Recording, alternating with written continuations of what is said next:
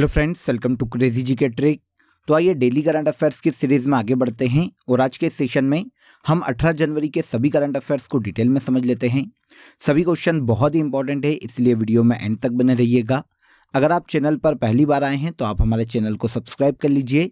इसके अलावा अगर आपको डेली करंट अफेयर्स की PDF चाहिए तो आप क्रेजी जी के ट्रिक के टेलीग्राम चैनल से या फिर क्रेजी जी के ट्रिक के एप्लीकेशन पर जाकर फ्री ऑफ कॉस्ट इसकी PDF को कलेक्ट कर सकते हैं। आज के करंट अफेयर का सबसे पहला question, global fire power index 2024 में भारत की रैंक क्या है।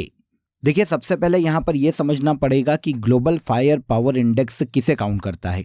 तो किसी भी देश की सैन्य शक्ति कितनी ज्यादा है, उस आधार पर ग्लोबल फायर पावर इंडेक्स को तैयार किया जाता है। 2024 में हाल ही में इस इंडेक्स को जारी किया गया, जिसमें भारत को 4th रैंक पर रखा गया। मतलब सैन्य शक्ति के मामले में पूरे वर्ल्ड में भारत को 4था स्थान दिया गया इस इंडेक्स में। मतलब पूरे वर्ल्ड में 4थी सबसे बड़ी सैन्य क्षमता, सैन्य शक्ति इंडिया की है। यह कहता है ग्लोबल फायर पावर इंडेक्स 2024। इसे जारी किया जाता है ग्लोबल फायर पावर नाम की एक संस्था के द्वारा।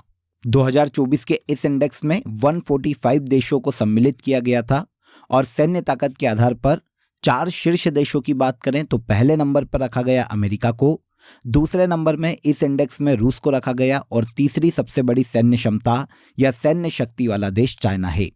चौथे नंबर पर इस इंडेक्स में इंडिया को रखा गया।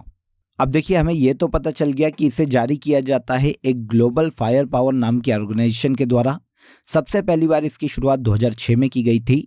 मतलब 2006 में पहली बार ग्लोबल फायर पावर इंडेक्स को तैयार किया गया।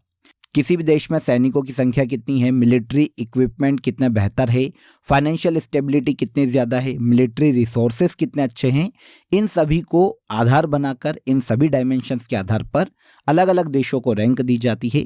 145 देशों को काउंट किया गया 2024 में और भारत को सभी देशों में 4th रैंक पर रखा गया सैन्य शक्ति के मामले में। आगे बढ़ने से पहले आप सभी को एक बहुत ही इंपॉर्टेंट अपडेट देता हूं, ध्यान से सुनिएगा। अब आप सभी के लिए क्रेजी जी के ट्रिक की जनवरी से लेकर दिसंबर 2023 तक की करंट अफेयर की बुक भी अवेलेबल है। मैंने आपको डिस्क्रिप्शन में लिंक दे दी है, वहां पर जाकर आप इजीली इस बुक को ऑर्डर कर सकते हैं। देखिए, 2023 के करंट अफेयर की इस बुक में आपको 36 टॉपिक देखने को मिलेंगे और इसके अलावा आपको लास्ट में रिवीजन के लिए 1000 से ज्यादा MCQs भी देखने को मिलेंगे करंट अफेयर के। तो भारत की किसी भी एग्जाम के पॉइंट ऑफ व्यू से बहुत ही इंपॉर्टेंट है ये बुक आपके लिए। आप इजीली ऑर्डर कर सकते हैं, या तो आप डिस्क्रिप्शन में लिंक का यूज करिए या फिर क्रेजी जी के ट्रिक और रूट एप्लीकेशन पर जाकर भी आप इस बुक को ऑर्डर कर सकते हैं। आई होप अपडेट अच्छा लगा होगा। नेक्स्ट क्वेश्चन पर आइए।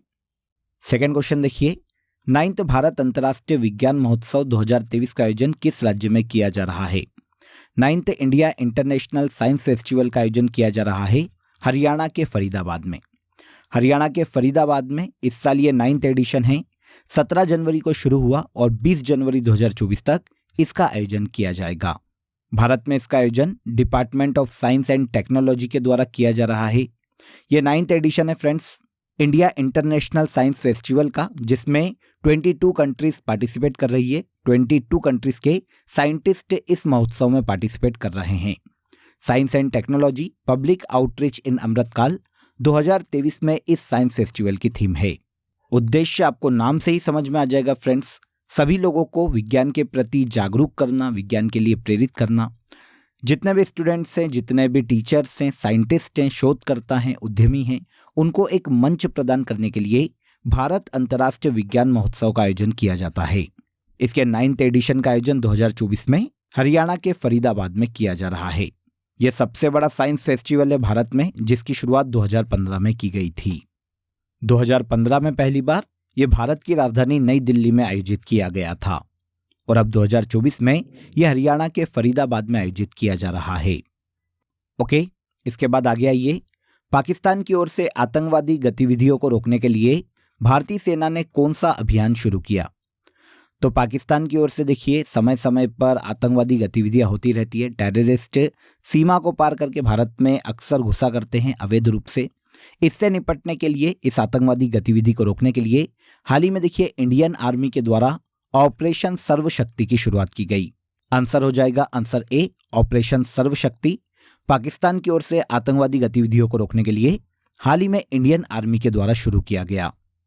ऑपरेशन सर्वशक्ति के माध्यम से इंडियन आर्मी उत्तर भारत में पीर पंजाल रेंज, जो कि हिमालय की एक रेंज है, इसके आसपास जितनी भी टेररिज्म एक्टिविटीज़ होती है उसे रोकने का काम करेगी। इसके लिए ये अभियान चलाया गया।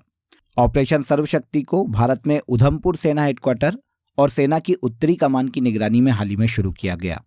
तो ये तो हो जाता है ऑपरेशन सर्वशक्ति, जो कि पाकिस्तान की ओर से होने वाली आतंकवादी गतिविधियों को रोकने के लिए हाल ही में इंडियन आर्मी ने शुरू किया। इसके अलावा कुछ अदर ऑपरेशंस भी कुछ समय में चलाए गए हैं, कुछ वर्षों में चलाए गए हैं। इनकी भी एक बार बात करते हैं। इंडियन आर्मी के ही ऑपरेशन हैं, याद रखिएगा। इजराइल से भारतीयों की वापसी के लिए, जब इजराइल और फिलिस्तीन का युद्ध हुआ था, तो इजराइल से भारतीयों की वापसी के लिए ऑपरेशन अजय चलाया गया था इंडियन आर्मी के द्वारा। सूडान में जब गृह युद्ध हुआ था तो वहां से भारतीयों को निकालने के लिए ऑपरेशन कावेरी चलाया गया था। फिर तुर्की और सीरिया में जब 2023 में भूकंप आया तो ऑपरेशन दोस्त चलाया गया इन दोनों देशों की रक्षा के लिए, मदद के लिए। और कोविड-19 में ऐसे इंडियंस जो कि विदेशों में फंसे हुए थे उन्हें भारत लाने के लिए ऑपरेशन गंगा चलाया था इंडियन आर्मी ने। सभी को याद रखिएगा, सभी इंपॉर्टेंट है। ऑपरेशन सर्वशक्ति भी मैंने आपको बता दिया। टेररिज्म एक्टिविटीज जो कि पाकिस्तान की ओर से होती है उसे रोकने के लिए हाल ही में इंडियन आर्मी ने चलाया है पीर पंजाल रेंज के आसपास। परंपरागत खेल जल्लीकट्टू पोंगल उत्सव के किस दिन आयोजित किया जाता है? देखिए, लास्ट सेशन में मैंने आपको मकर संक्रांति के बारे में बताया था कि मकर संक्रांति अलग अलग राज्यों में अलग अलग नामों से मनाई जाती है। इसी तरह दक्षिण भारत में मकर संक्रांति को पोंगल उत्सव के रूप में आयोजित किया जाता है या मनाया जाता है। पोंगल उत्सव के तीसरे दिन तमिलनाडु में एक परंपरागत खेल आयोजित किया जाता है जिसका नाम है जल्लीकट्टू। तो किस दिन आयोजित किया जाता है? पोंगल उत्सव के तीसरे दिन। आंसर हो जाएगा आंसर सी, थर्ड डे इसका आयोजन किया जाता है पोंगल उत्सव के। तमिलनाडु का एक परंपरागत खेल है फ्रेंड्स। हाल ही में तमिलनाडु राज्य के खेल मंत्री उदयनिधि ने इस खेल का शुभारंभ किया है तमिलनाडु राज्य में। पोंगल उत्सव का तीसरा दिन तमिलनाडु में मट्टू पोंगल के नाम से जाना जाता है और इसी दिन जल्लीकट्टू का आयोजन होता है तमिलनाडु राज्य में। देखिए, दो वर्ड से मिलकर बना है ये वर्ड जल्ली और कट्टू। यहाँ पर जल्ली का अर्थ है सोने या चांदी का कोई भी या सिक्कों का कोई भी थैला, और कट्टू का मतलब होता है बांधना या बांध दिया जाना।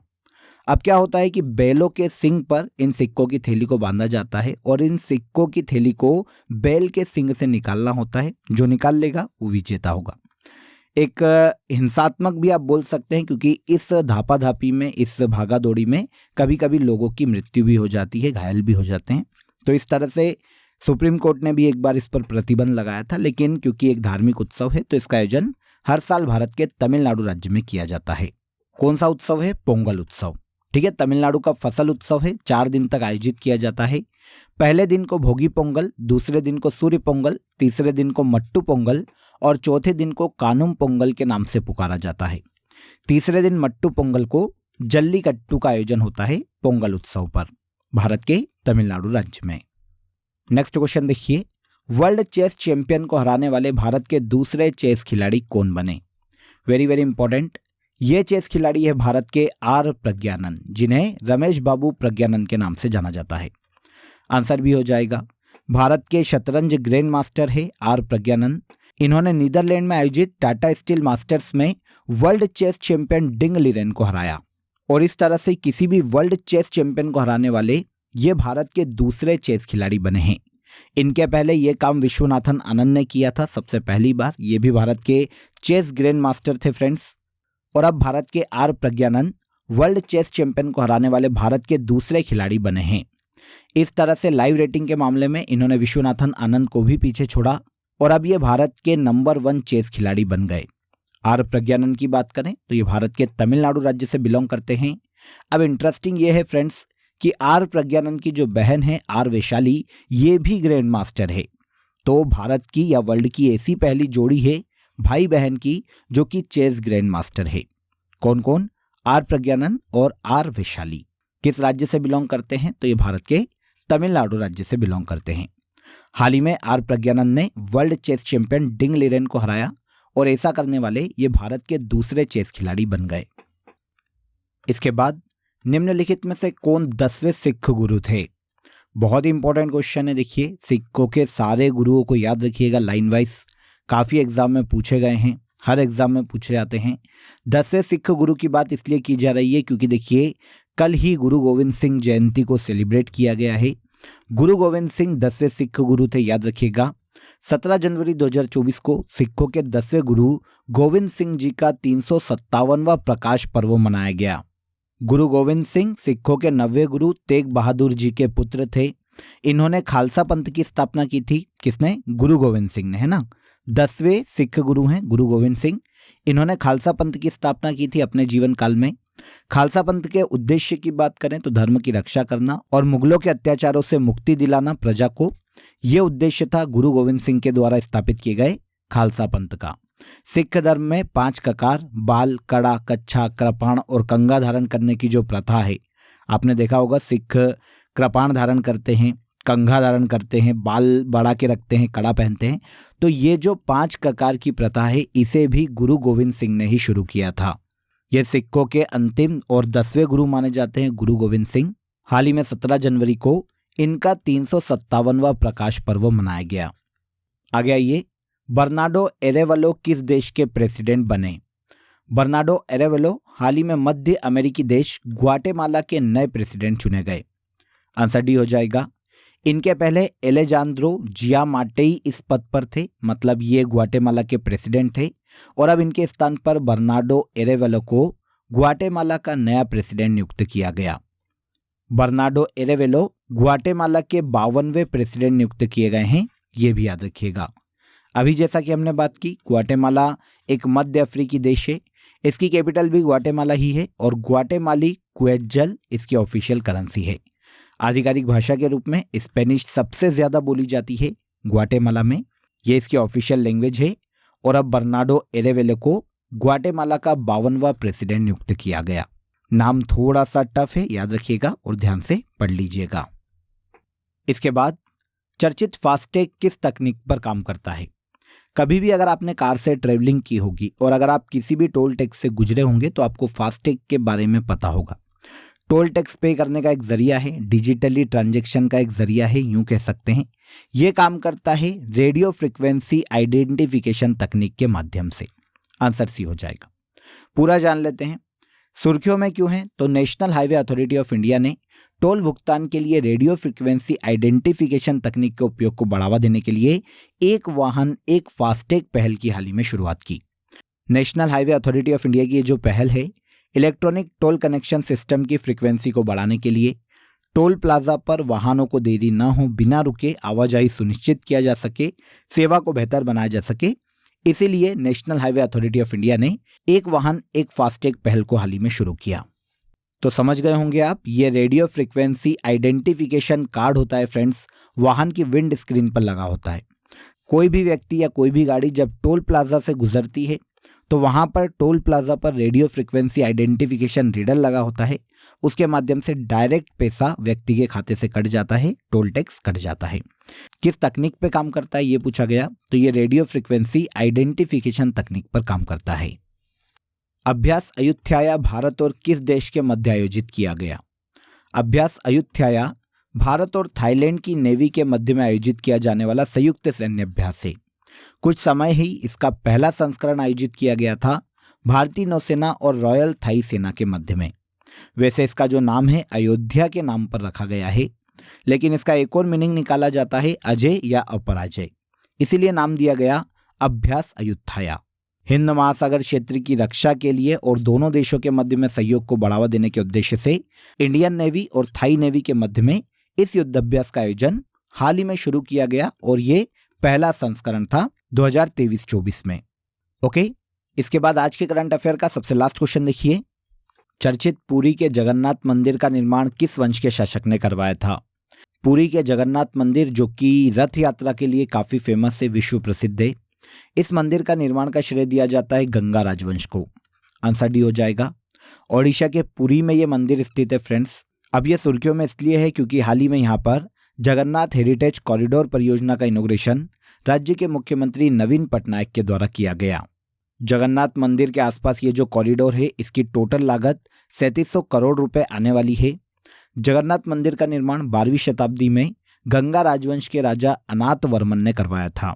कलिंग वास्तुकला में इस मंदिर का पूरी तरह से निर्माण किया गया। हिंदू धर्म की मान्यताओं में भारत के 4 धामों में से ये एक धाम है जिसे पुरी जगन्नाथ के नाम से जाना जाता है। पूरी रथ यात्रा काफ़ी फेमस है, अभी हमने बात की। वैष्णव संप्रदाय से संबंधित ये मंदिर है, भगवान विष्णु के अवतार श्री कृष्ण को समर्पित है। यहीं पर जगन्नाथ हेरिटेज कॉरिडोर परियोजना का निर्माण किया जा रहा है, जिसका इनॉग्रेशन हाल ही में ओडिशा के मुख्यमंत्री नवीन पटनायक के द्वारा किया गया। ओडिशा में गंगा राजवंश के द्वारा इस मंदिर का निर्माण 12वीं शताब्दी में किया गया था। क्लियर? तो यहां पर देखिए हमने 18 जनवरी के सभी करंट अफेयर्स को डिटेल में समझ लिया।